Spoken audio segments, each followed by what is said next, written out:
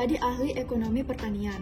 Manakah yang lebih penting, mengetahui pertanian atau mengetahui teori ekonomi? Ya, jadi sebelumnya kita harus mengetahui pengertiannya terlebih dahulu. Ilmu ekonomi pertanian adalah suatu ilmu yang mempelajari dan membahas serta menganalisis pertanian secara ekonomi. Pakar ekonomi pertanian harus memahami ilmu ekonomi, meski pengetahuan dasar tentang ilmu pertanian merupakan hal yang mutlak diketahui. Pengetahuan tentang kondisi sosial, budaya, dan ekonomi masyarakat di sekitar pertanian juga penting untuk dipelajari. Selain itu, mengetahui karakteristik dari jenis pertanian seperti subsistem dan komersial juga dapat membantu dalam analisis ekonomi. Nah, ketika kita mempelajari ilmu ekonomi, kita akan mendapatkan manfaat di dalam kehidupan sehari-hari. Ilmu ini dapat memberikan informasi dan perakiraan untuk menginformasikan keputusan pada perusahaan dan pemerintah. Para ahli ekonom akan melihat resiko dan manfaat terhadap orang, pasar kerja, dan masyarakat secara keseluruhan saat memberikan saran tentang cara mengalokasikan sumber daya. Dalam kesimpulannya, untuk menjadi ahli ekonomi pertanian yang baik, penting untuk mempelajari kedua bidang tersebut. Memiliki pengetahuan dasar tentang ilmu pertanian sangatlah penting, namun tidak cukup tanpa pemahaman yang kuat tentang teori-teori ekonominya. Apakah mikroekonomi memiliki dampak yang lebih besar daripada makroekonomi pada manajer pertanian? Jelaskan. Baik, peran ekonomi mikro dan peran ekonomi makro. Yang pertama itu mikroekonomi. Mikroekonomi berkaitan dengan perilaku unit pengambilan keputusan individu. Mikroekonomi juga berurusan dengan perilaku konsumen individu ketika pendapatan dialokasikan dan manajer perusahaan individu seperti petani yang mencoba mengalokasikan sumber dayanya konsisten dengan tujuannya. Yang kedua, makroekonomi. Makroekonomi berurusan dengan gambaran besar, seperti inflasi dan pengangguran adalah bidang klasik yang menjadi perhatian pada ekonom makro. Mereka prihatin dengan bagaimana produsen dan konsumen berinteraksi secara total dalam suatu masyarakat, bangsa, atau dalam hal ini dunia. Makroekonomi juga prihatin dengan peran yang mungkin dimainkan oleh kebijakan pemerintah dalam menentukan jawaban atas pertanyaan mendasar yang harus dijawab oleh masyarakat manapun. Pertanyaan tersebut antara lain: 1. Apa yang harus diproduksi? Kedua, berapa banyak yang harus diproduksi? Ketiga, bagaimana seharusnya barang dan jasa yang tersedia dialokasikan? Pada manajer pertanian lebih ditekankan pada pendekatan ekonomi mikro. Hal ini karena konsep dasar ekonomi pertanian lebih memerankan pada perilaku unit pengambilan keputusan individual. Sedangkan ekonomi makro lebih memfokuskan analisa pada gambaran utuh suatu perekonomian sehingga dapat disimpulkan dalam manajer pertanian, mikroekonomi memiliki dampak yang lebih besar daripada makroekonomi. Jika persaingan murni bukanlah representasi yang memadai dari model ekonomi yang mendasari pertanian di Amerika Serikat, mengapa asumsi persaingan murni terus menjadi penting bagi ekonom pertanian? Baik, saya akan menjawab. Asumsi persaingan murni terus menjadi penting bagi ekonom pertanian karena terlepas dari kelemahannya, model persaingan murni lebih mendekati mewakili pertanian daripada model perilaku ekonomi komprehensif lainnya. Lalu, pertanian individu jelas bukan monopoli. Jika monopoli dianggap sebagai model di mana satu perusahaan adalah industrinya juga untuk sebagian besar komoditas, apakah pertanian merupakan oligopoli? Jika oligopoli didefinisikan sebagai model di mana hanya beberapa perusahaan yang ada dalam output oleh satu perusahaan, sangat dipengaruhi oleh keputusan harga dan output perusahaan lain. Perusahaan pertanian juga tidak biasanya memenuhi asumsi dasar persaingan monopolistik, di mana sedikit perbedaan dalam harga produk dapat dipertahankan dalam jangka panjang karena masing-masing produsen agak berhasil dalam sedikit membedakan produk mereka dari produk yang dibuat oleh perusahaan saingan. Saat ini, apakah matematika penting untuk memahami prinsip-prinsip ekonomi? Jawabannya, ya. Matematika sangat penting untuk memahami prinsip-prinsip ekonomi. Matematika banyak digunakan dalam aspek ekonomi. seperti yang pertama, analisis data, yang kedua, peramalan, yang ketiga, pengambilan keputusan. Beberapa konsep matematika yang penting dalam ekonomi antara lain aljabar, kalkulus, statistik, dan probabilitas. Oleh karena itu, jika ingin mengetahui ekonomi dengan baik, maka pemahaman dasar matematika sangat diperlukan. Saat ini, apakah matematika penting untuk memahami prinsip-prinsip ekonomi? Jawabannya ya. Matematika sangat penting untuk memahami prinsip-prinsip ekonomi. Matematika digunakan dalam banyak aspek dalam kegiatan ekonomi. Yang pertama, analisis data. Yang kedua, peramalan. Yang ketiga, pengambilan keputusan. Beberapa konsep matematika yang penting dalam ekonomi antara lain aljabar, kalkulus, statistik, dan probabilitas. Oleh karena itu, jika ingin mengetahui ekonomi dengan baik, maka pemahaman dasar matematika sangat diperlukan. Jadi, anak ekonomi harus tahu matematika. Dunia nyata itu dinamis. Jika demikian, mengapa para ahli ekonomi pertanian terus sangat bergantung pada statika komparatif? Statika komparatif adalah metode dalam ilmu ekonomi yang digunakan untuk membandingkan dua situasi atau keadaan ekonomi yang berbeda pada waktu yang berbeda. Meskipun kelihatan berlawanan dengan insting untuk menggunakan pendekatan statis saat berhadapan dengan sistem dinamis seperti pertanian. Statistika komparatif tetap menjadi alat yang berharga untuk menganalisis dampak perubahan kebijakan atau guncangan pasar di pasar pertanian. Dengan menggabungkan satu variabel pada satu waktu, para ekonom dapat lebih mudah memahami bagaimana perubahan penawaran atau permintaan akan mempengaruhi harga dan kuantitas yang diperdagangkan di pasar. Namun penting untuk dicatat bahwa statika komparatif memiliki keterbatasan dan harus digunakan bersamaan dengan metode lain seperti pemodelan dinamis dan analisis ekonometrik. Misalkan harga input X adalah $3. Total biaya tetap adalah $200. Isilah bagian yang kosong.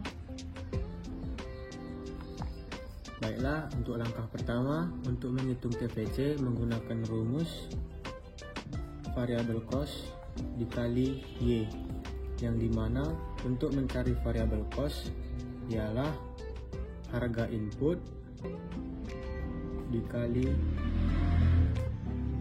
dengan input yang digunakan.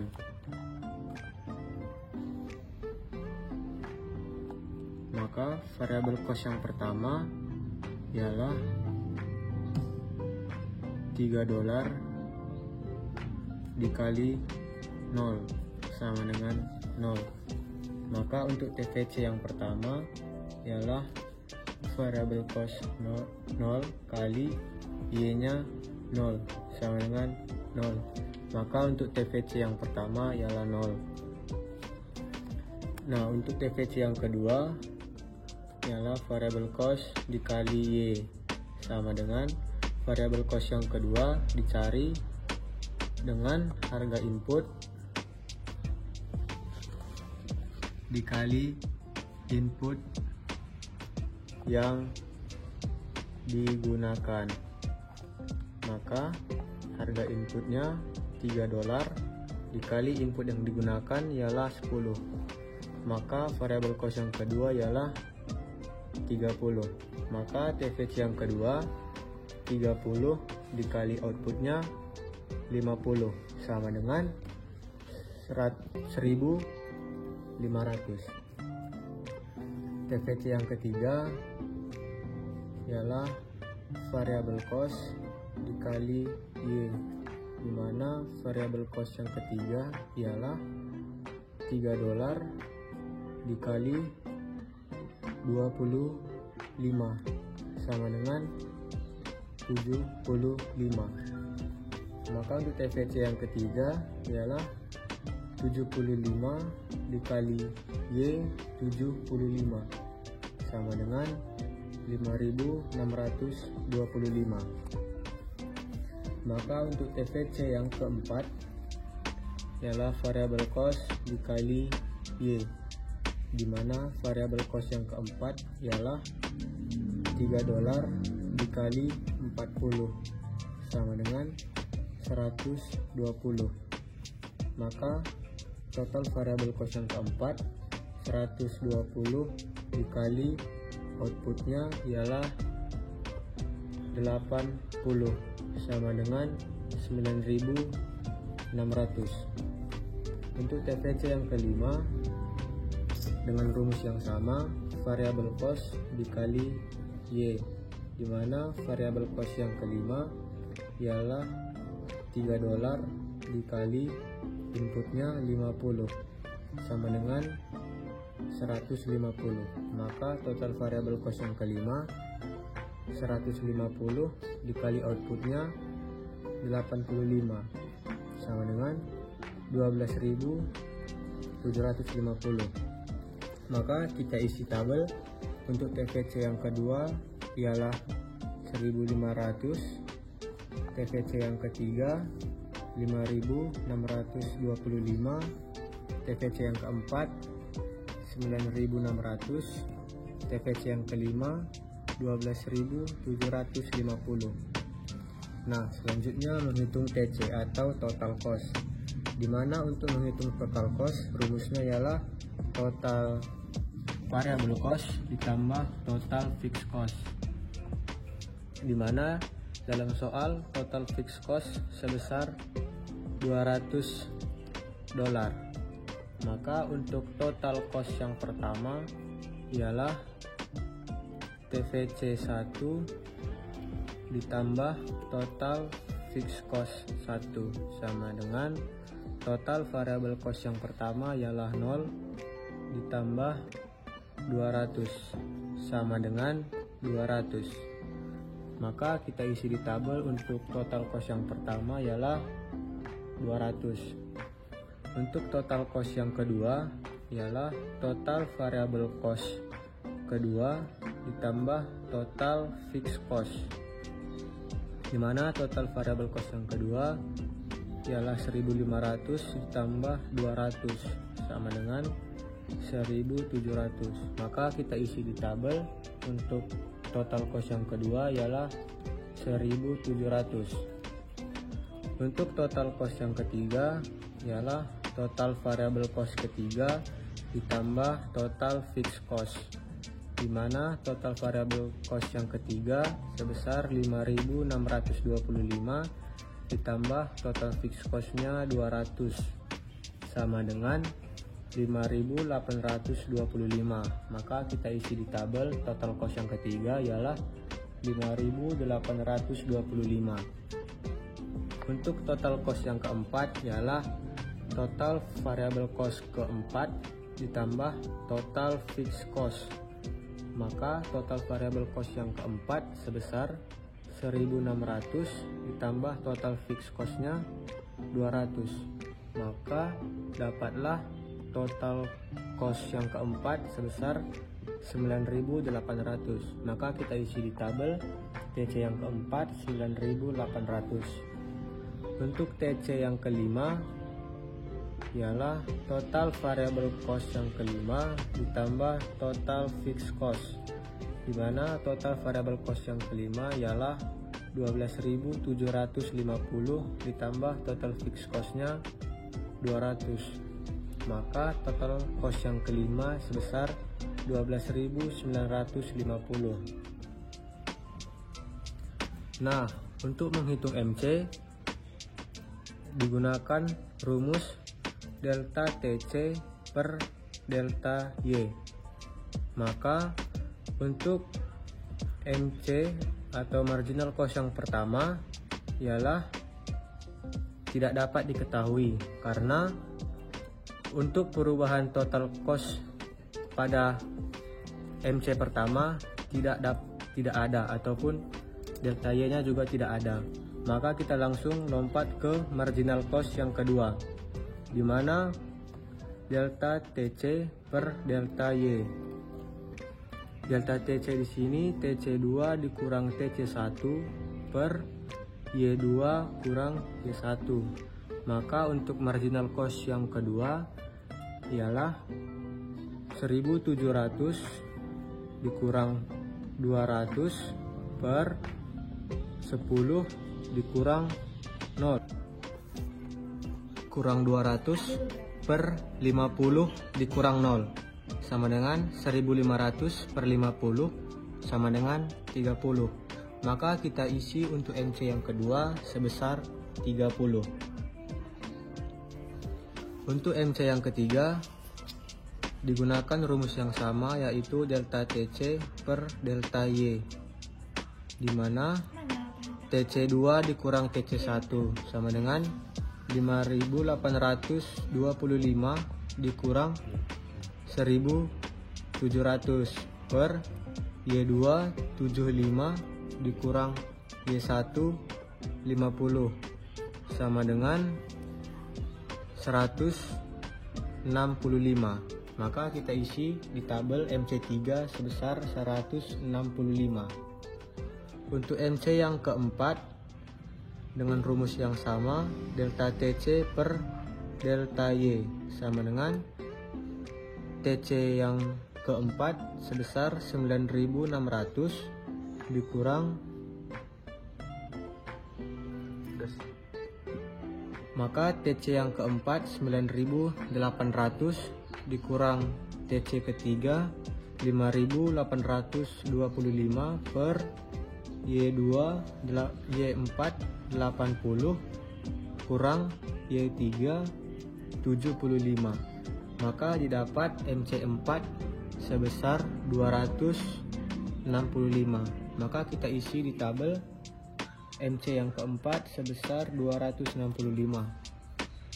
Untuk MC yang kelima ialah dengan rumus yang sama, delta TC per delta Y, di mana TC5 yaitu 12.950 dikurang TC4 9.800 per Y5 85 dikurang Y4 80 sama dengan 630. Maka kita isi di tabel MC5 sebesar 630. Nah, selanjutnya kita akan menghitung AVC, di mana AVC atau average variable cost dapat dihitung menggunakan rumus variable cost atau VC per Y atau output. Maka untuk average variable cost yang pertama ialah variable cost yang pertama sebesar 0 per Y yang pertama atau output yang pertama ialah 0. Maka untuk AVC yang pertama 0 per 0 sama dengan tak terdefinisi. Maka kita isi di tabel AVC yang pertama ialah tak terdefinisi. Untuk AVC yang kedua ialah dengan rumus yang sama, variable cost yang kedua yaitu sebesar 30 per Y kedua yaitu 50. Maka didapat average variable cost yang kedua sebesar 0,6. Maka kita isi di tabel average variable cost yang kedua sebesar 0,6. Untuk average variable cost yang ketiga dengan rumus yang sama, variable cost ketiga 75 per Y ketiga sebesar 75 sama dengan 1. Maka untuk AVC yang ketiga sama dengan 1. AVC yang keempat ialah variable cost yang keempat 120 per Y keempat 80 sama dengan 1,5. Maka untuk AVC yang keempat sebesar 1,5. AVC yang kelima ialah variable cost yang kelima 150 per Y kelima yaitu 85. Maka didapat 1,76. Kita isi di tabel AVC yang kelima ialah 1,76. Selanjutnya kita akan menghitung average cost. Average cost dapat dihitung menggunakan rumus total cost atau TC per Y atau output. Maka untuk average cost yang pertama ialah total cost yang pertama ialah 200 per Y yang pertama ialah 0. Maka 200 per 0 sama dengan tak terdefinisi. Maka kita lengkapi di tabel. Untuk AC yang pertama ialah tak terdefinisi. Untuk average cost yang kedua ialah total cost yang kedua 1700 per Y yang kedua yaitu 50 didapat 34. Maka kita isi di tabel. Untuk AC yang kedua sebesar 34. AC yang ketiga ialah total cost yang ketiga sebesar 5.825 per Y yang ketiga sebesar 75 didapat 77,67. Maka kita isi dalam tabel untuk AC yang ketiga 77,67. Untuk AC yang keempat ialah total cost yang keempat yaitu sebesar 9.800 per Y keempat yaitu 80. Maka didapat hasilnya 122,5. Kita isi di tabel yaitu 122,5.